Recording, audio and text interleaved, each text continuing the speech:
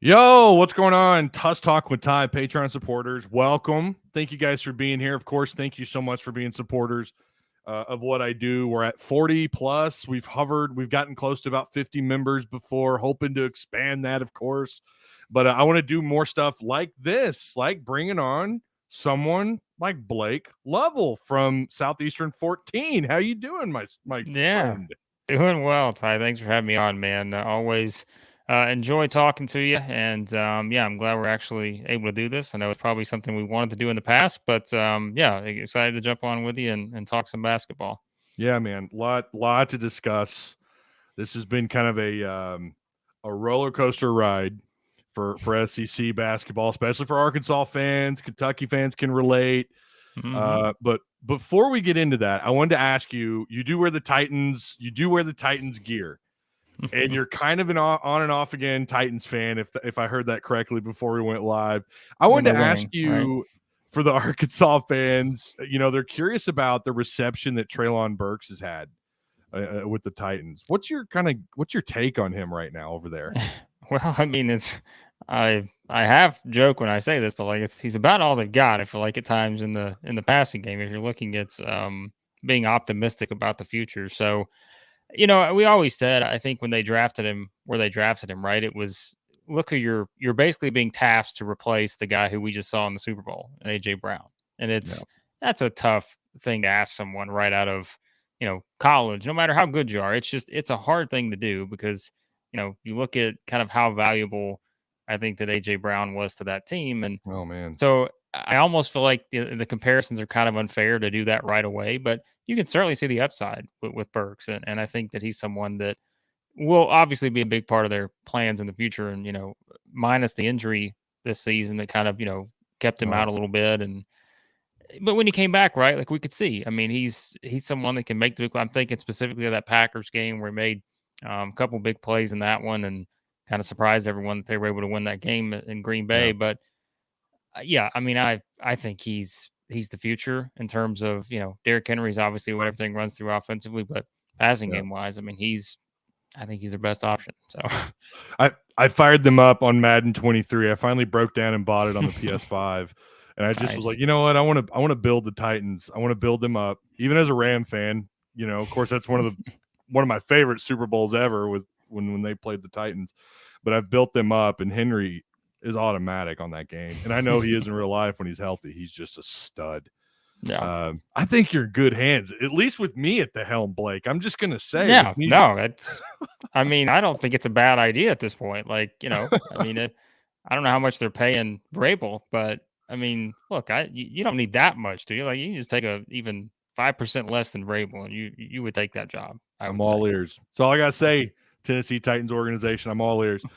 All right, well, let's kick things off. By the way, if you guys don't already follow Blake, you can on Twitter at Blake Level. Of course, follow Southeastern 14. They're here on YouTube. I tagged them earlier in the community page on Tusk Talk. So you guys, if you're curious and you can't find them for whatever reason, go back and click their link or whatever, and it'll pull you right up. They make great content, and it is awesome to have Blake here. Let's get started off with SEC play. We kind of already touched on it a little bit, but Alabama, do you feel like they're more or less alone at the top? And if so, how surprising is that? Well, it's surprising that they're, I guess, at the top, probably based on. I mean, coming into the season, we thought they were a top 5 team in the league, and I think it's, as we said, it's kind of one of those things where you lost a little trust with Alabama last season. Whereas Yeah. the year before they win the SEC, they win the tournament, get to UCLA and get knocked out, which no harm in that based on what UCLA accomplished that year. But last year, like you're thinking, okay, they can build off of this, but then they were so inconsistent. They didn't play defense. The chemistry wasn't there. So it kind of rocked your trust, I guess you could say, in Alabama and coming into the season. But if you put it all together, you could say, you know what? Yeah, like they can get there. But let's all be honest. There's no way we could have. If we would have said Alabama's 12-0, you would have been surprised. Yeah. But if we also would have said Alabama's 12-0, they've beaten all but 2 opponents by double digits. They haven't allowed more than 69 points in an SEC game yet. you're really surprised then, because that is something that we have not seen done in decades. And I think that's what we have to keep in mind with this Alabama team. So they certainly sit atop the SEC standings alone. They could lose tonight to Tennessee. We're talking on Wednesday. They could lose to Tennessee. My opinion is not going to change very much. It gives them a loss, but they're still the best team in the league. And I think people are starting to pay attention. It's not just, don't just look at the record and say they're 12-0. And that's impressive in and of itself. But you have to look at actually how they're doing it. That's the most impressive part, is they are dominating teams at times, and they're doing this with what I think is the deepest roster in the country, which, oh, by the way, just happens to be led by, one of the top players in the country in Brandon Miller. So they are the total package. And I don't think they're getting enough love defensively, because what do we like to do, right? Like, we love the offensive playmakers, the firepower. That's the missing piece from last season, is they're actually defending people this year. And that's why they're 12-0 in my opinion. They're a matchup nightmare for so many teams because of how deep they are and what they can do with their starting five and whoever they want to rotate in. They're a nightmare. And I was impressed with Arkansas when they went toe to toe with them in Bud Walton until the 3 straight threes in the final 4.5 minutes, and then they just took off. And I thought, wow, maybe, I don't know, you can be happy for 80% of that game, and then of course what happened. But they're doing that to everybody. Yeah. I mean, that's probably how Auburn felt too, right, on Saturday, where you kind of look at that game. And I mean, it's interesting though, right? And that's the thing with this Alabama team is, Auburn, I think the biggest lead Auburn got in that game was 8. And you kept sitting there, like, I'm watching this game and I'm thinking, all Auburn's got to do is push this thing maybe to 12, 15. And then you're like, well, you're questioning if Alabama can make that kind of comeback on the road, rivalry game, hostile environment. Yeah. But like, I kept sitting there, I'm like, this thing is not getting above 8. And as long as it doesn't get above, to that number we just said, they're going to make a run. And what do? They make their run. They wind up, being up 10 until Auburn hits a layup at the buzzer. It's just, that's what they do. They're just that good to where it almost looks like at times you could watch Alabama and be like, well, they're kind of on cruise control. But when they decide to turn it on, they're going to speed ahead of everybody else. And that's just, I mean, it's a remarkable achievement what they've done to this point. Now, obviously, they're far from finished, but I think they're absolutely justified. Clearly the best team in the SEC, but I think they're the best team in the country. And I've kind of had that thought for about a month now, and I think everyone else is kind of seeing that.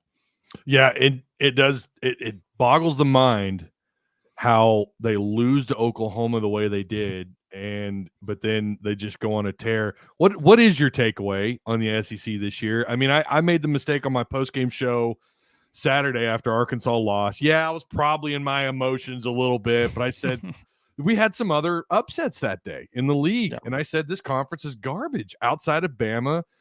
And I'm kind of rethinking that. I'm stepping that back. I don't think it's garbage, but, it's not Pac-12 bad, right, where they're only maybe, if they're lucky, sending 4 teams to the tournament.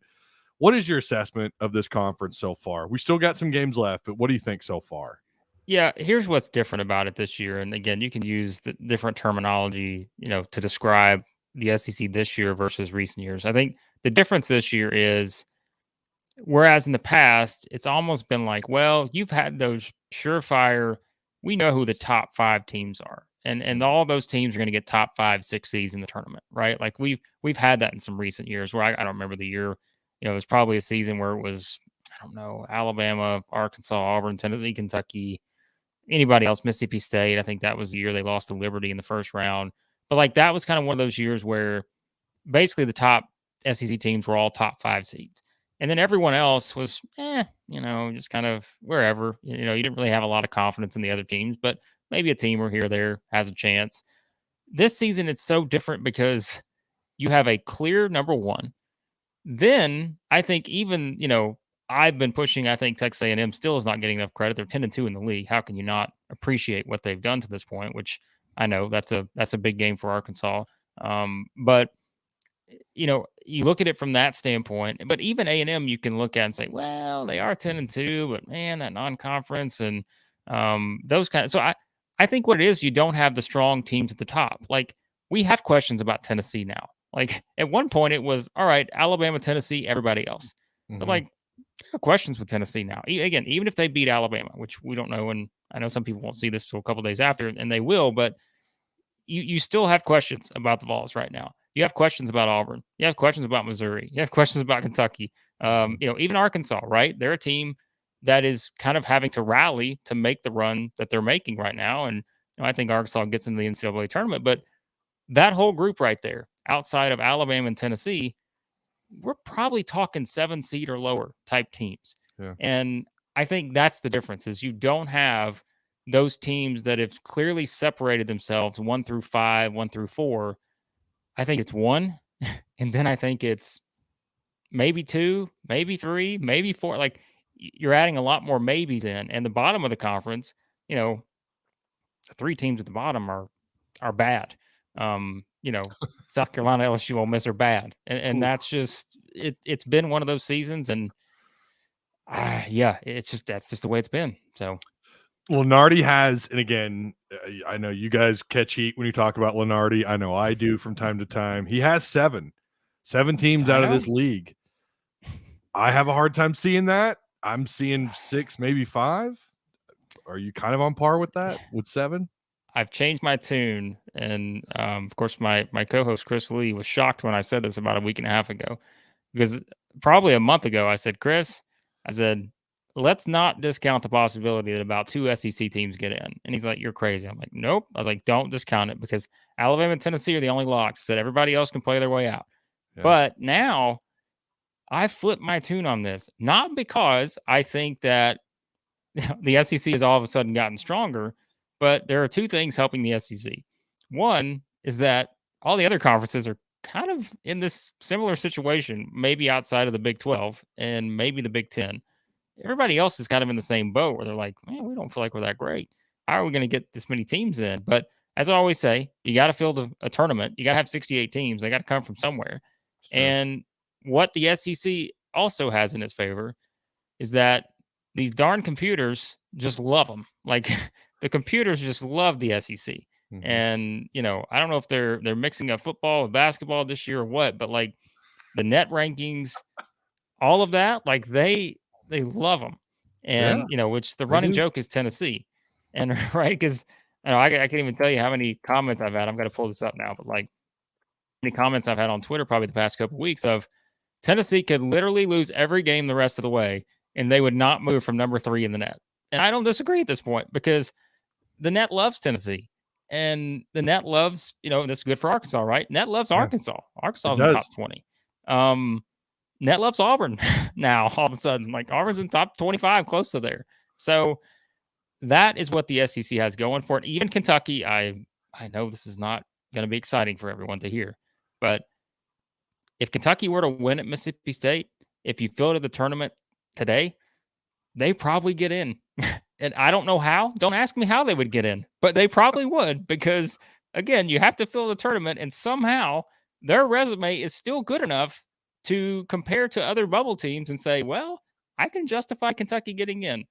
But don't ask me to explain it, man, because I don't have the answers. So I don't think anybody does. I'm kind of convinced there's just like this hidden cabal or this like this dark room. It's just like the Illuminati that's just controlling everything. I guess that's called maybe the NCAA to the more cynical Razorback fans.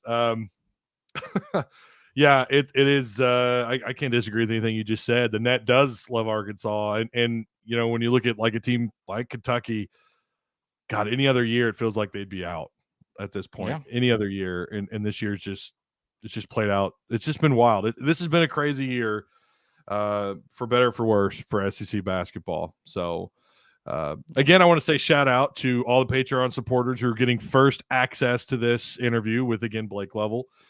Make sure you guys follow Blake and Southeastern 14 on Twitter. Go follow him on YouTube.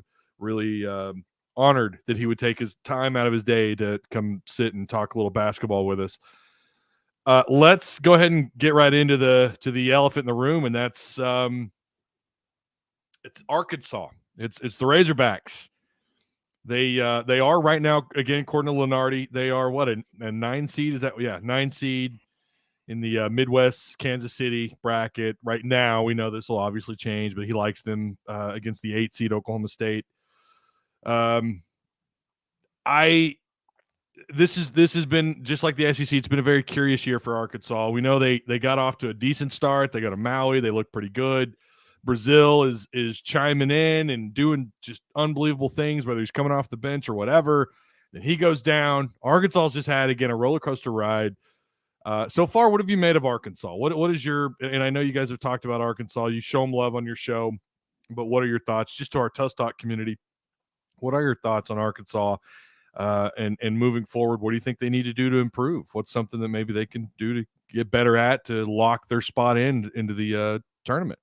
Yeah, well, I know some of your fine Patreon supporters who I recognize because they also are in our live streams as well. Hog Barbecue, I'm looking at you. We've got a lot of it looks like crossover, which is good. That's nice to see. But they will tell you that if you remember back in November, all of a sudden this guy right here in this chair, after the Creighton game, we decided to make this video, and I said, Chris, this is either going to go over well, or we're going to look back in a couple months and people are going to think I'm crazy.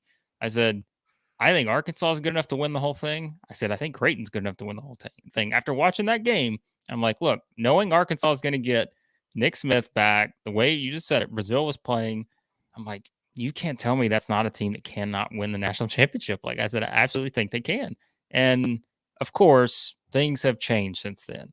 And, Arkansas has had the ups and downs, which, let's also be honest, we're kind of used to that, I think, over the past couple of years with Arkansas, where they will hit those stretches, right? Something about just the month of, I guess, end of December, 1st of January, this has not been kind to Muss. But now it's like you're almost in a reset. And this is kind of what I think I called it after the Kentucky game. I said you're sort of reset before the Kentucky team because they'd gotten back to 5-5 in the league. I'm like, this is almost the reset point because there is momentum that Nick Smith's probably coming back. You're now in Muss month. I guess we could trademark that. Like you're in February, right? So it's Muss month, and so you feel like that they're now in that position where maybe don't get back to where they were in November because they don't have Brazil, and I just think he was such a unique type of player and had a unique skill set that they don't have without him. But you're still getting a top 10 draft pick back in Smith. And let's be honest about this too. Was anyone surprised that, he only plays, 15, 17 minutes, something like that against Mississippi State. Yeah. Didn't really shoot the ball well, but that shouldn't be surprising because it's his first game back, like full game, and you're going against the Mississippi State team that is physical. They will push you around, and those kind of things. And so, but here's what happens now. Whereas this stretch, and we've always laughed about this because I can remember like covering the NCAA tournament here in Nashville when Muss was still at Nevada, and that was the year they had the ridiculous comeback wins against like Texas and Cincinnati in the first and second round. And, I'm looking out there, and as we're watching the game, we're like, is Muss going to sub anybody in? Is anybody going to come in and play other than the starting five? And it really never happened because, like, he just went with those five, right? And we've seen this with Arkansas. He'll find his six guys and say, I'm rolling with those guys. Yep. But what that does and what they've run into kind of in this stretch they've had this season, where they're losing some games is you take Brazil out of the mix, you take Nick Smith out of the mix. Well, now you start to, that rotation shrinks, and he likes that, but it shrinks to where maybe you are having to play some guys that were not going to play those significant minutes. And so I almost feel like they have been in a situation where game by game, it's, everything can kind of change because your rotation changes game by game based on necessity. That's part of basketball. That's what most coaches do, but it's harder here. And when I think it's what's led to the ups and downs this season, because it's like, you're having to play some guys that are going to be inconsistent. And now, though, that you get Nick Smith back, well, now, all right, maybe we can play 7 guys that we feel really strongly about being able to come in and give us 20 plus minutes. Because what? Council, Black, Davis, they're all going to play 35 plus. So just by having Nick Smith back in the mix, that's where look, you've got those spot minutes for a opinion or someone like that who can come in and make some threes, right? You've got some other minutes. Maybe Jalen Graham has a breakout game every now and then. But I think you got a lot more leeway with Nick Smith because he gives them a dynamic offensively that they don't have. And I know I could ramble on and on here about the 3-point shooting and all that, but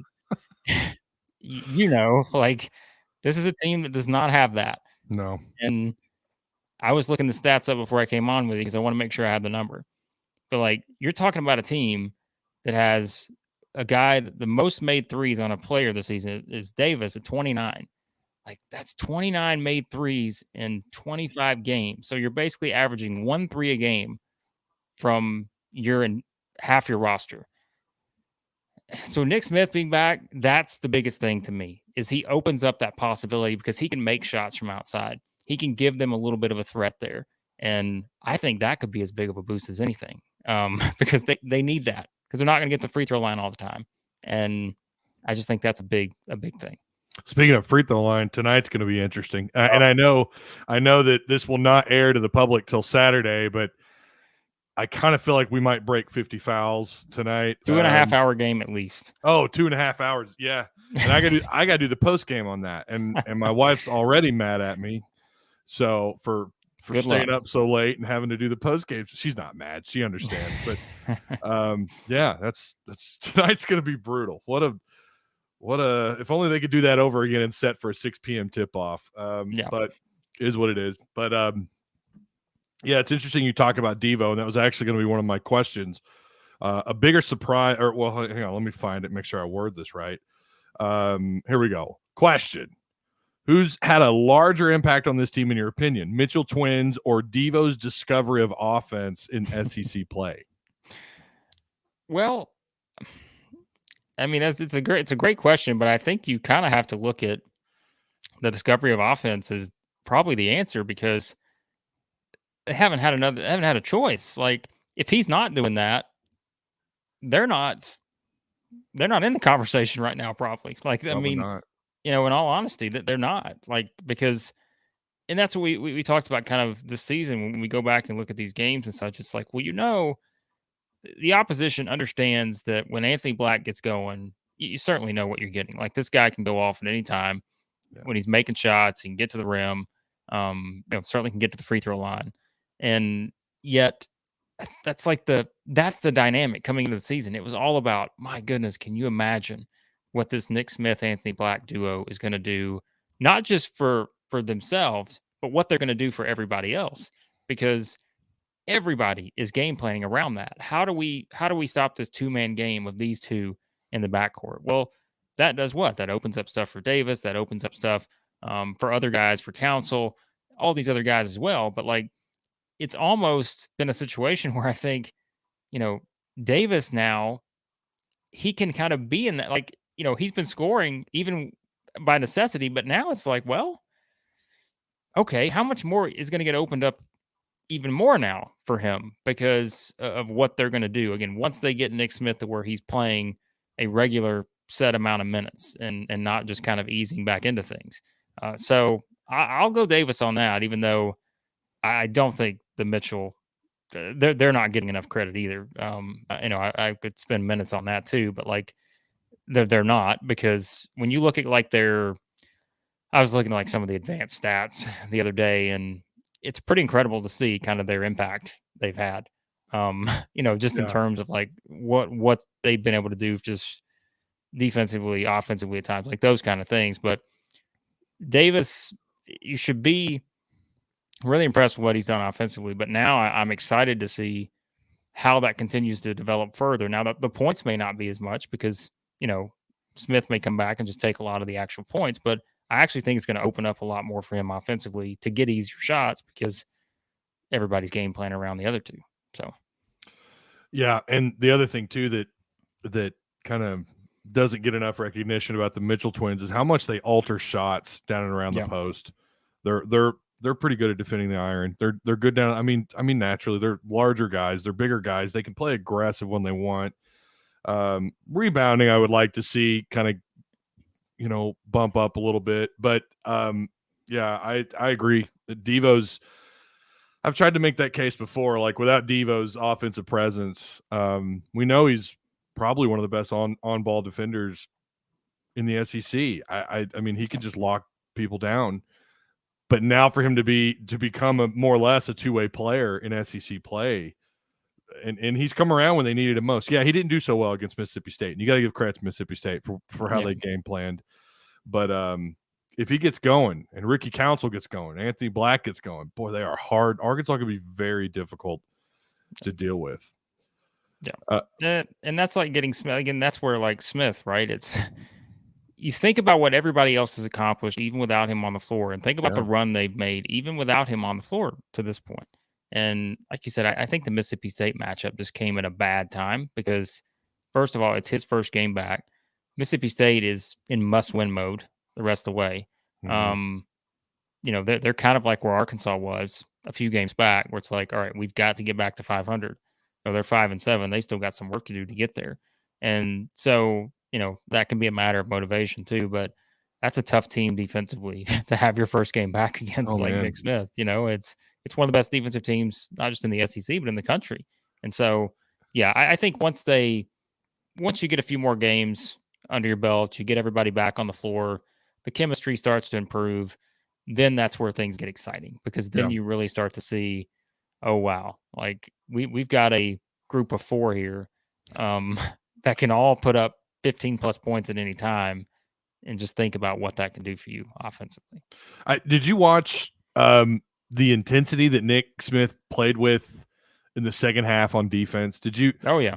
I mean, and I've obviously watched him play every minute he's had this year. That was like the biggest thing that kind of stood out to me. He didn't do much offensively. 5 points, 17 minutes, whatever.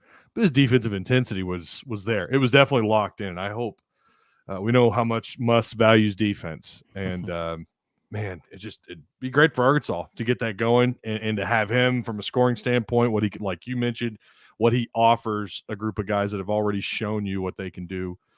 But yeah, and that's the other thing too. A lot of people were when I say a lot of people, you have your typical mouthy people on Twitter talking about Nick Smith's game. Don't say. Shocker, right? Like, Shocker. Oh my gosh. But not real happy that Nick Smith didn't have a lot of production. It's like, man, that's his first game back since December. Let's pump the brakes on expectations. Lining up the next question here. Okay. We already touched on what they can do. Is there anything else outside of Nick Smith, outside of Devo on offense, you feel like they could do better on the offensive side of the floor? Well, I mean, I know it's the easy answer just to say I think shot selection is always important, of course, anytime. I think this is a team that there have been times this season where, and think about this too, like just to tie into the question, we have to remember that the SEC has some of the best defensive teams statistically in the entire country. They're stacked. And so what that does is it forces you to sometimes say, man, I don't want to go in there. Like, I don't want to go in there and get banged around and, get a shot block. Because, again, there's a lot of good shot blockers in this league. Mm-hmm. So sometimes that can lead to settling for the mid-range jump shots, settling for the threes. But I think this is improved for Arkansas because when you really look back at it, right, there were some times I thought, you go through some of those stretches and I always kind of point out the magic number and people kind of laugh at me. I'm like, there's not a magic number of threes, but like I've made this joke with like Auburn and Arkansas. I'm like, if they just take 14 threes, that's all I need from them. Like, don't give me more than that. Like, just give me like 14 or less, and I think you're winning. 14 attempts? Yeah, like 14 attempts. Just okay. That's all you have to do is to. Now you have to. They're not going to make 14 threes. I'm sorry. No, they're not. That's going to be hard to do. I'm just telling you. But them Auburn and A&M definitely not. Not happening. Just don't take more than 14, and you're okay. But like, I think this is something to where just, that I think something to keep in mind. Like in the back of your head, this still has to be a team that understands what it does best is it's got good guards that can drive. It's got, a bunch of guys who are very versatile in terms of their ability to get to the rim and draw contact, get to the free throw line. So I think as long as they continue to stay the course, which they certainly have done that a lot better in recent weeks, just don't get complacent would be my thing with when you're getting into these bigger games, like as we go down the stretch here, these important games against good defensive teams. You know what's going to happen in the SEC tournament. Once you get to the NCAA tournament, who knows? You got to see the bracket. But because Arkansas is one of those teams that can't afford to come out and have a game where it's like, well, we'll take about 25 threes. We'll be all right, right? It's not worked out for they them. can't do it. No. Just don't do it, and I think they'll be okay. So that would be my only thing offensively that I would point out is to say, you know what I thought, honestly, and this is something I brought up. Like I thought the most beautiful thing I've seen in SEC basketball in recent weeks was Arkansas going 4 of 9 from 3 at Kentucky. Like beautiful. Like that's all you got to do. Like that's right. That's it. Like that's all you got to do. So don't get too excited shooting a lot of threes because that's what people want you to do. And so that I think is something to keep in mind as you watch them offensively. Which puts so much more on guys like Devo and Pinion, right? Yep. Like those are kind of the only two guys right now I trust with the 3-ball. And Pinion, they're having, I don't know if it's, the corner pocket is typically a spot that if it's going to get left open, it's going to be the corner pocket 3-ball. Yeah. And he's there. And he's gone cold a little bit. I haven't looked at his numbers, his last several shots, and he's not getting a ton of minutes. But man, if they do get it figured out, and you're right, I've made this case on my live show, they do not need to be in the 20 category in terms of shooting the 3-ball. They need to be way under that. Yeah. And they've tried it. It's not worked for them. And so that kind of leads me into the next question, though. What is the kryptonite for Arkansas? What have teams done so far this year against Arkansas that's been the Hogs' biggest kryptonite? And can the Razorbacks overcome it? You kind of touched on that already, but just get your thoughts on what teams have done well against the Hogs. I think it's attack them. Well, like you said, if we take the 3-point element out of it, I think it's attacking them knowing what we said a few minutes ago. They're probably not playing more than 6 or 7 guys. Yep. And specifically, the depth is where? The depth is at guard now because you've got Nick Smith back. And so if you attack them, that's where, and I know this is the extreme example, right? But think back to that Missouri game. That just was a complete just disaster in terms of this SEC game. 66 free throws. What was it? 50-something fouls. But that's what you expect sometimes in the SEC. So it's just the way it goes. It is. And so I think that can be the one thing, knowing that this is a team because of how Muss wants to do his rotations and what has worked for him is to say, I'm rolling with these 6 guys. Maybe the 7th, 8th, 9th guy gets about 5 minutes, 7 minutes, something like that.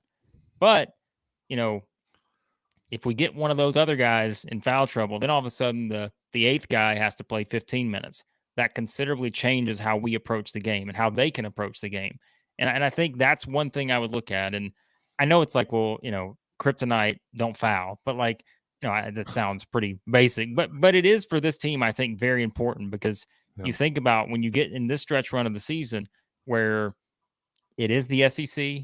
Once you get into the tournament, this is the one, and boy, this could be a rant for another day, but we always, I think, when you see SEC teams, and one thing that always comes up for me when I go into the NCAA tournament, the SEC just completely has no success, and everybody just disappoints. Sometimes when you watch the way the games are called differently in the NCAA tournament versus the way they're called in the SEC during SEC play, I think that has been a hindrance for SEC teams at times, and I'm probably not the only one. That's a good point. Isn't it? Because last year was kind of a disaster for the SEC outside of Arkansas. Yep. That's a really good point. I've never thought of that. You're not getting the same calls, and you're not getting to the free throw line as much. And I think this is just something we've seen where I do think, that's something that you look at to think about really is, and this is not an Arkansas thing. This is a league-wide thing. And everyone will tell you, and you know me, follow me on Twitter. I like to make jokes about the officiating because I know everyone else is going crazy about it. But I'm not someone that's going to sit here and blame SEC officiating for all the league's problems. But it is something you have to consider. How many 60 free throw games are you seeing in the NCAA tournament? Not many. Not many. That's true. So outside of that, I think, like I said, I really think if you're just picking one for the kryptonite, it's the 3-point shooting. Teams can, match up and say, you know what, we're all going to stand in the paint. We're just going to let you guys shoot threes. And then if you decide to do that, great, because that's going to really help us. But if you go beyond that, I think it really is understanding that, it is a shorter rotation. Muss wants it to be that way. Mm-hmm. And I think teams that attack Arkansas and force them to make plays at the rim, then it's a toss-up because you're either getting called or you're not getting called for a foul. And I just think that's probably one of the paths to beat them. So Haas in our chat says the zone defense is our kryptonite, yep. and we've seen Arkansas mostly struggle with the zone, but we've also seen them kind of crack it open a little bit and force teams to stretch the floor out. Not often though. And you have to think about that more now with Smith too. I think teams do, because good point. Yeah, like you said, you brought up a minute ago. It's if you watch he took what I think took 4 threes against Mississippi State. Yeah, he was one of 4. I think one of 4. Right. Like you could just kind of tell, right? It just watching the shots, you felt like it was still a guy that was kind of getting his legs back under him a little bit, and game situation, just like it wasn't there. But I do think he opens that up now, though, for them to be able to attack the zone a bit better. Just having him on the floor. He's a 3-way. He could a 3-level player. He can get it done at the rim, mid range, or he can. We'll see if he can develop all 3 levels of scoring in a short amount of time. March is right around the corner, and so. How do you feel? And this is a question from our Discord, actually from John Hawes in our Discord. He wanted to know how you felt about these final games for Arkansas. It's kind of a two-way question. Let me build on that question. How do you feel, and can they afford, and this is an obvious question, can they afford to split Florida and Georgia at home? No, I think they got to win both of those. Because I think the problem, and I said this a couple of weeks ago, I said if you're an Arkansas team that is rooting for different teams around the league to start to make a run, Florida has to be one of those teams because they're one of the teams left on your schedule, and they've got help from A&M, right? Because A&M has made their run. Yeah. They'd be in today. They're not getting help from Kentucky. Kentucky's playing their way out of it, but I know that's going to be terrible to think if you're an Arkansas fan, but you actually need to root for Kentucky at this point. I know it's impossible, but that game at the end of the season can mean a lot more if Kentucky plays their way back into the field. But like the fact is, and you, like we said, we're doing this Wednesday. We don't know how the A&M games turned out yet. Yep. You still got road games at Alabama, Tennessee, and like it or not, they're going to be the underdogs in those 2 games. And not to say they can't win either one, but you better not bank on that. Like you better not be banking on your season needing to win one or both of those, right? So that's a rough situation.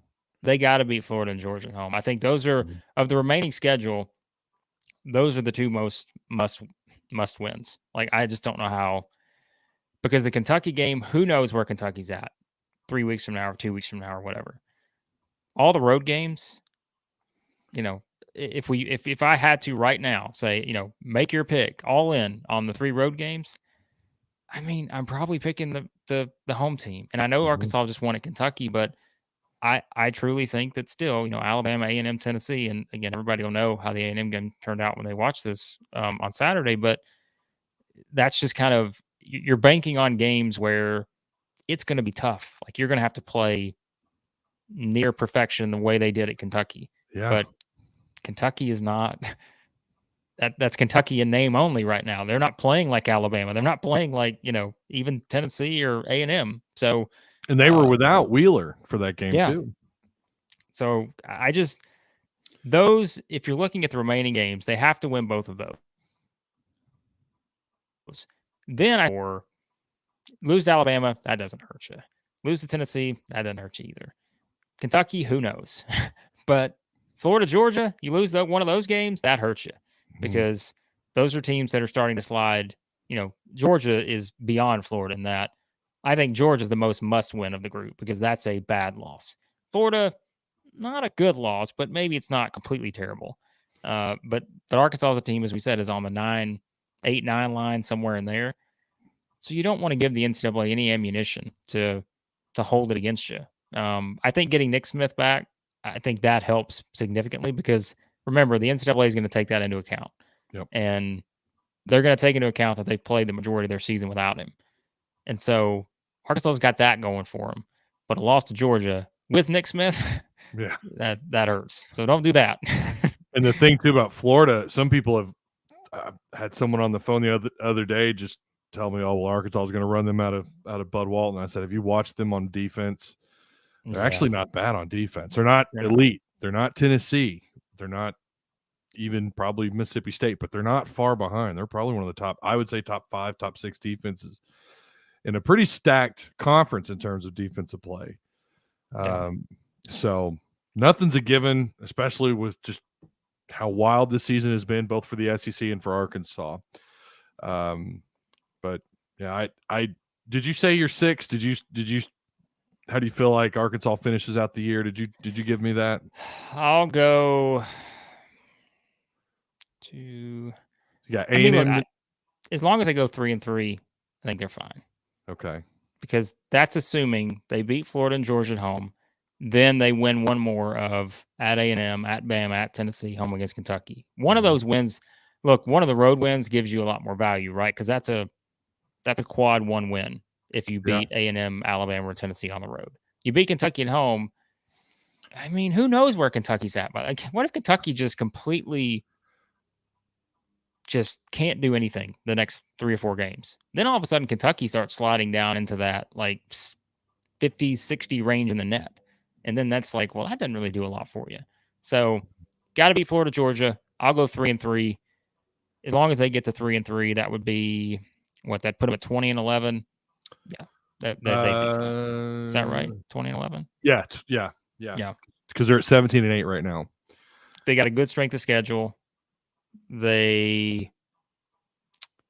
San Diego State win is still really good. A&M wins are looking better. At Kentucky, still technically a good win.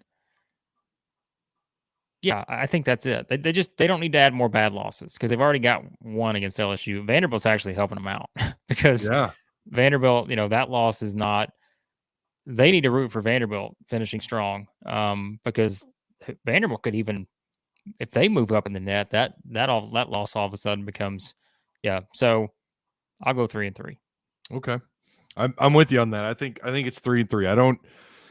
At the moment, unless they change our mind tonight, and again, you guys are watching this next week or Saturday, but unless they can get it done at College Station in a game where I'm expecting God knows how many fouls. I mean, this is going to be it could get wild. It could get wild. We say that, and it may not, but we know these two teams, their tendencies. So, all right. Well, this went a little bit over what I said I thought we would do. I thought we'd be about 30, 35 minutes, but Blake, I really do appreciate you stopping by, man. Yeah. No, I enjoyed the conversation. Don't worry about it going over. As again, some of your patrons will tell you there are times where like we go to wrap up some of our videos and all of a sudden we look up 15 minutes. We're like, all right, well, thanks for joining us. And then all of a sudden 15 minutes later, we're like, oh yeah, well, thanks for joining us again. Because we're about to, we just get into something else. Like something else pops up. Like, oh, we forgot about to talk about that, that 8th guy off the bench for this team or that team. And And I said I was going to go over your history, and I didn't do it. I was just thinking of that. Like, I didn't talk about the fact that's okay. You were featured in. I'm going to do it. You were featured in New York Times, Athlon Sport. Your articles have been Athlon Sports, Blue Ribbon, College Basketball Yearbook, Rivals, Scout, Fan Rag, all that stuff. You're reputable, my friend. Those were the days, right? Scout, yeah. And then they went on and made 247. Is that right? Yeah. Is that what happened? I don't remember. No, it's I've been following SEC for a while, and again somehow became the SEC basketball guy on Twitter about 6 or 7 years ago, and now we're doing our thing at Southeastern 14, and it's a lot of fun. As you can tell, I enjoy talking SEC basketball, and there's nothing better especially when you have a chaotic season like this. So it's a lot of fun. They can make for. I've always said Hog fans are very fickle, but I think that's probably true for everyone. But Hog fans definitely kind of let go of the rope a little bit, especially after Nick Smith and Brazil went down and things just look bleak. I'm getting the is it baseball season yet comments. Like it is actually. Yeah, it is baseball season. Quite literally is. So Yeah. those people are probably really thrilled this week. If Arkansas can get a win tonight, that'd be even bigger. But yeah, man, I do. Again, I appreciate you for hopping on. We'll have to do this again soon. Yep. No, anytime you need me, let me know, man. I appreciate it. Absolutely. Everybody, Blake Lovell. Yay, we don't have a live audience. Yay. All right, man. I appreciate it, and I'll talk to you again soon. Thanks.